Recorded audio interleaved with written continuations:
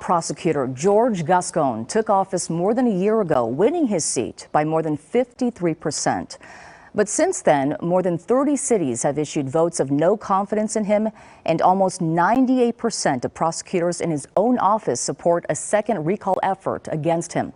Tonight, in depth, we talk to Gascón about one of his most controversial policies, and we speak with crime victims' families who say loudly they are being denied justice. My mother was the life of the party. She was a fun, caring, loving spirit. Taisha Harvey was a little girl when Daryl Collins first came into her mom's life. He told me he was gonna marry my mother. He was like real charming. It was a brief relationship. Then, in 1997, Collins was convicted of killing 2 people.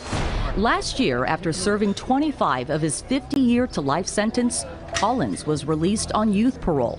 The law school students who helped with his release said he had transformed from being someone who was so traumatized that he acted out violently when he was young into a mature adult who is committed to peace building. He kind of like popped up out of nowhere. Collins and Taisha's mom, Fatima Johnson, a mother of 6, were back together. Taisha and her sisters were well aware of Collins' violent history. We didn't agree with it. But when you love someone so much, you support what they do. In July of last year, Johnson was a no-show at work. Police want to know who killed a woman in her own home. She was wrapped in a blanket and her hands were bound in her mouth. She was gagged. Her face was sunk in. It was beat so bad. Collins was arrested, suspected of killing Johnson. Her want and her need to be loved, that was to the death of her, literally. This less than a year after his release. There are going to be exceptions. I think Daryl Collins is proof that people are creatures of habit. If Collins is found guilty, the double homicide from his past may not count against him.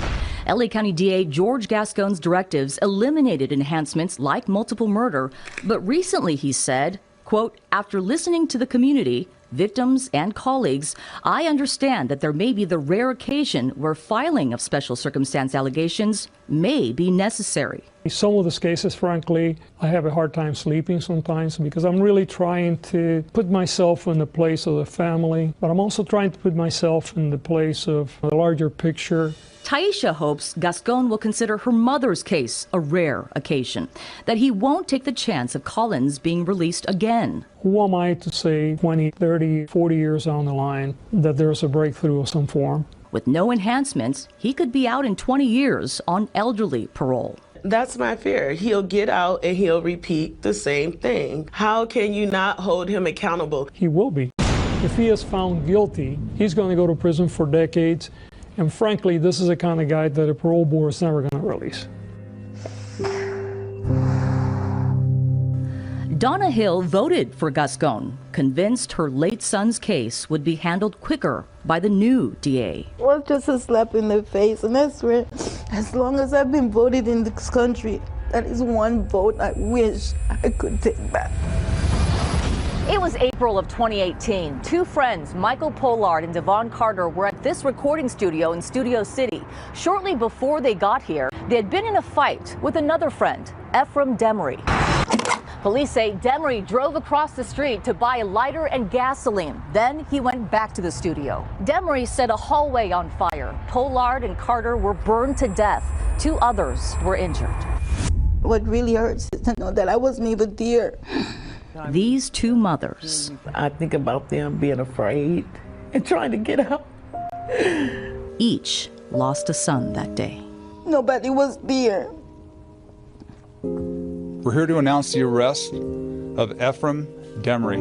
Demery lived with Lodi Pollard and her late son, Michael. A couple of times. But still, I never thought in my life that he would take Michael's life. He was initially charged with 2 counts of murder, multiple counts of arson. It started off to go with 100 years with life without the possibility of parole. Gascón ordered the special circumstances be dismissed. And then they give him an offer. Demery pleaded to 2 counts of murder for a sentence of 50 years to life. It's very difficult for me because I am a parent. I am a grandparent. Everything he did, it was on video. So no, I don't understand that. It's not justice for all. The moms especially don't understand after Gascón's decision to consider special circumstances again. The adjustment to his policy, not retroactive. When we do LWOP, much like when we do the death penalty, right? We wipe out any opportunity for redemption. We wiped out any opportunity for future generations to apply their values and their needs and their context to the moment. Gascón says data and science suggest LA County has become so punitive and criminalizes so many so early on, not enough time is spent on rehabilitation. The reality is about 95% of the people that we incarcerate are coming back out. And generally they're coming back out on the worst place. I believe in second chances, but I don't believe in a second chance for him. Veteran LA County homicide detective Steve Blagg is on the case of Maurice Taylor and Natalie Brothwell. He admitted to murdering both of his children and decapitating both of his children. The couple's other 2 children were shown their siblings' dead bodies in the house for days. They're never going to have a normal life again because of what they have seen. With multiple murders, Detective Blagg expected special circumstances to be alleged, but none were applied. We are not able to tell a victim's family with all certainty that the person who committed the crime and took their loved one from them will face the full weight of the law.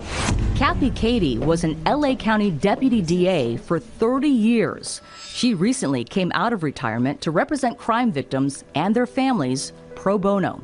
She's also leading a second recall effort against Gascón. You don't want to have to wait until you're a victim to realize what is happening in Los Angeles County right now, and that victims are not being listened to, and that our community is really being endangered. We're sending people to prison for a very long time. We're not giving people to get out of jail. And some of those folks, by the way, may never get out. I have no way or shape with a straight face to say you're wrong for wanting the death penalty. But I think that you have to look as a society and from a public policy stance. Are these good policies? Now, when he was DA in San Francisco, Gascón says he met with every family on homicide cases, but with the sheer volume of those cases in LA County, he simply can't. But he says someone from his office should always be in touch with victims' families. In the next Inside LA County Justice, we take you inside a classroom where the instructors are those who were once locked up for egregious crimes like murder. What they're doing now to steer others away from making those same mistakes.